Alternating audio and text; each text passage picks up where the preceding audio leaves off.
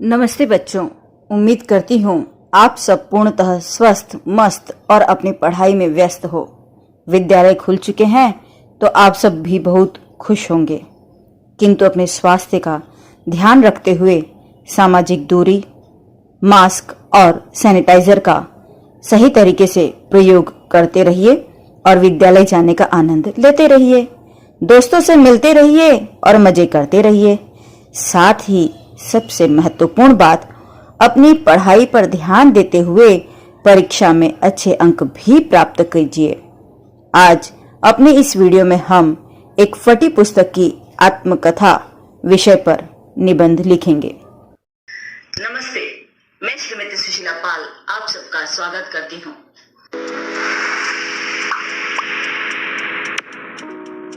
निबंध लिखने से पूर्व हम मुख्य मुद्दों को लिख लेंगे, जिनके आधार पर हमें क्रमशः विस्तार करते हुए अपना निबंध लिखना है।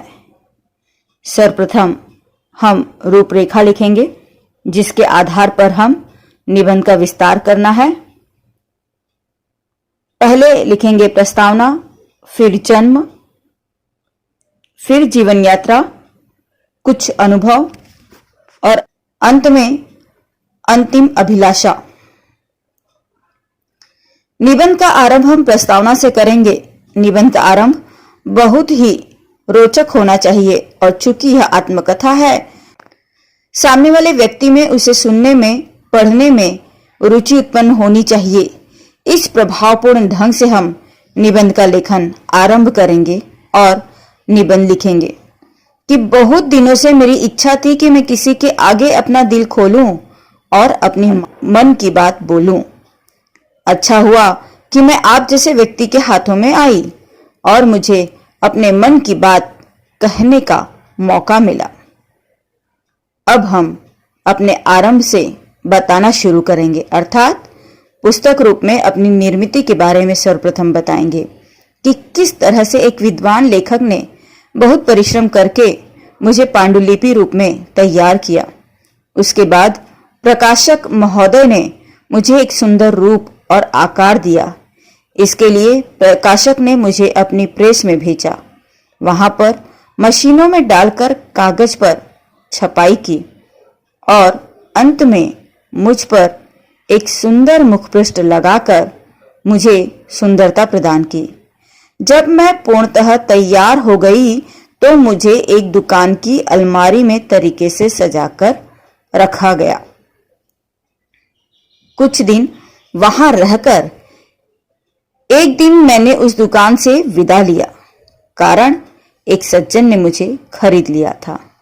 मुझे लाकर उन्होंने अपने घर के एक बड़ी अलमारी में अन्य पुस्तकों के साथ रख दिया।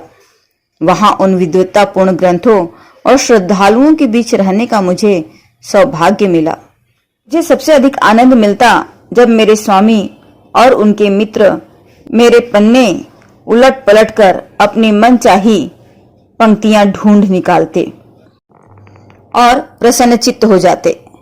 जब मैं देखती कि मेरी पंक्तियां विद्वानों के लिए उपयोगी सिद्ध हो रही हैं तो मैं बहुत प्रसन्न हो जाती। जब उन्होंने मुझे पूरी तरह पढ़ लिया, तब उनके एक मित्र के पास मैं पहुंच गई। वह भी मुझे पढ़ रहे थे, किंतु दुर्भाग्य से एक दिन वह मुझे बस में ही भूल गए। अब हम पुस्तक रूप में अपने साथ घटी दुर्घटना का वर्णन करते हुए अपनी दुर्दशा बताएंगे कि किस तरह से एक दिन मैं एक बुद्धू के पल्ले पड़ गई, जिसने मेरे 2-4 पन्ने पढ़े, फिर एक और पटक दिया। और यही मेरा दुर्भाग्य रहा कि उसके यहां से मैं एक रद्दी वाले के यहां पहुंची, जिसने मेरे सुंदर मुखपृष्ठ को फाड़कर अलग कर दिया। मुखपृष्ठ फटते ही मैं सिहर उठी। मुझे लगा कि आज मेरा अंग भंग होकर ही रहेगा, किंतु उसने मुझे और कोई नुकसान पहुंचाए बिना बिकने के लिए एक और रख दिया। किंतु अब भी मेरी किस्मत जोरदार थी। यही कारण है कि मैं आपके पास पहुंच गई। अब हम अपने भाग्य की सराहना करते हुए उपसंहार स्वरूप अंतिम परिच्छेद लिखेंगे कि किस तरह से मेरे स्वामी ने मुझे अपने पुस्तक संग्रहालय में आश्रय दिया। हालांकि अब मेरी हड्डियां जर्जर हो गई हैं, किंतु ऐसी आधी अधूरी अवस्था में भी उनके संग्रहालय में स्थान पाकर अब मेरी यही इच्छा है कि मैं लोगों की कुछ सेवा कर सकूं और अपने आप को धन्य समझ सकूं। तो हम अब निबंध लेखन आरंभ करते हैं। निबंध लेखन आरंभ करने से पूर्व हम निबंध की रूपरेखा लिख लेते हैं। इसके पहले के आरंभिक वीडियोस में मैंने बताया है कि हमें रूपरेखा क्यों लिखनी चाहिए। जिन्होंने वह वीडियोस नहीं देखे हैं उनके लिए एक बार पुनः बता रही हूं। वैसे निबंध किस तरह से लिखा जाए इस संबंध में मैंने निबंध लेखन का प्रारूप अर्थात निबंध लेखन का तरीका पर आधारित वीडियो बना रखा है, जिसका लिंक मैंने नीचे डिस्क्रिप्शन बॉक्स में दिया है। आप वीडियो देखकर यह समझ सकते हो कि निबंध लेखन के समय हमें किन किन बातों का ध्यान रखना चाहिए ताकि परीक्षा में हम अधिक से अधिक अंक प्राप्त कर सकें। निबंध लेखन से पूर्व हमें विषय के संबंध में पूरी तरह सोच विचार लेना चाहिए। दिए गए विषय से संबंधित किन मुद्दों पर हमें विस्तार करना है यह ध्यान रखते हुए हमें अपनी रूपरेखा लिख लेनी चाहिए। रूपरेखा लिखते समय ही हम निबंध लेखन की तारतम्यता का भी ध्यान रखेंगे तो बेहतर होगा। इससे निबंध का विस्तार सुचारू रूप से हो सकेगा और निबंध में तारतम्यता बनी रहेगी, जिससे निबंध प्रभावशाली होगा और हम पूर्ण अंक प्राप्त करने में समर्थ होंगे। अब निबंध आरंभ करने से पूर्व हम सर्वप्रथम रूपरेखा लिख लेते हैं। रूपरेखा, प्रस्तावना, जन्म, जीवन यात्रा, कुछ अनुभव, अंतिम अभिलाषा। अब हम निबंध लेखन आरंभ करते हैं। जैसा कि मैंने पहले ही बताया है कि निबंध का आरंभ प्रस्तावना से करेंगे और प्रस्तावना में अपने बारे में संक्षिप्त सा परिचय देंगे तथा आकर्षक एवं रोचक भाषा संवाद रूप में अपने जन्म का वर्णन करेंगे और लिखेंगे कि बहुत दिनों से मेरी इच्छा थी कि मैं किसी के आगे अपना दिल खोलूं। अच्छा हुआ मैं आप जैसे सहृदय व्यक्ति के हाथों में आई और मुझे अपने मन की बात कहने का मौका मिला। एक विद्वान लेखक ने मुझे बड़े परिश्रम से पांडुलिपि के रूप में तैयार किया, किंतु मुझे सुंदर रूप और आकार देने का श्रेय एक प्रकाशक महोदय को है। प्रकाशक ने मुझे अपने प्रेस में भेजा। वहां मुझे मशीनों में डालकर कागज पर छापा गया। अंत में मुझ पर सुंदर मुखपृष्ठ लगाया गया। फिर मुझे एक दुकान की अलमारी में रखा गया। अब हम बताएंगे कि किस तरह से उस दुकान पर आकर एक सज्जन ने मुझे खरीद लिया और अपने घर में एक बड़ी अलमारी में कुछ अन्य पुस्तकों के साथ मुझे रख दिया। वहां मुझे विद्वत्तापूर्ण ग्रंथों और श्रद्धालुओं के बीच रहने का सौभाग्य मिला। मुझे सबसे अधिक आनंद उस क्षण मिलता जब मेरे स्वामी तथा उनके मित्र मेरे पन्नों को पलटकर अपनी मनचाही पंक्तियां निकालते और प्रसन्नता से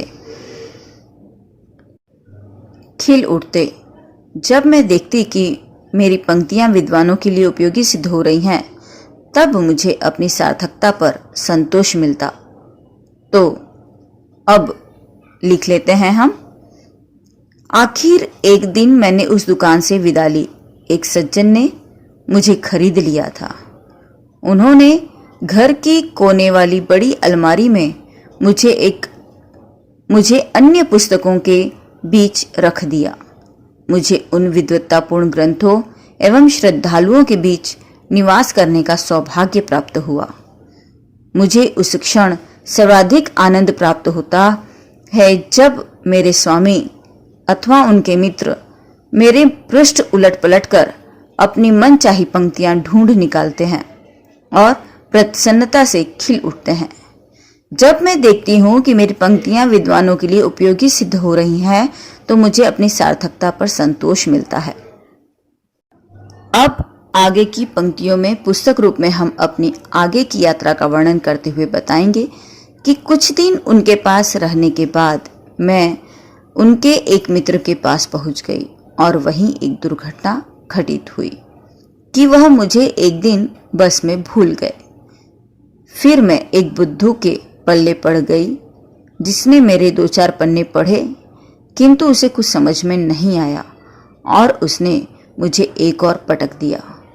वहीं से मेरा दुर्भाग्य शुरू हुआ और मैं एक रद्दी वाले के यहाँ पहुँच गई जिसने मेरा सुंदर मुखपृष्ठ मुझसे अलग कर दिया और अपनी सुंदर मुखपृष्ठ को फटते हुए देख मुझे लगा कि आज मेरा पूर्णतः नाश होकर ही रहेगा।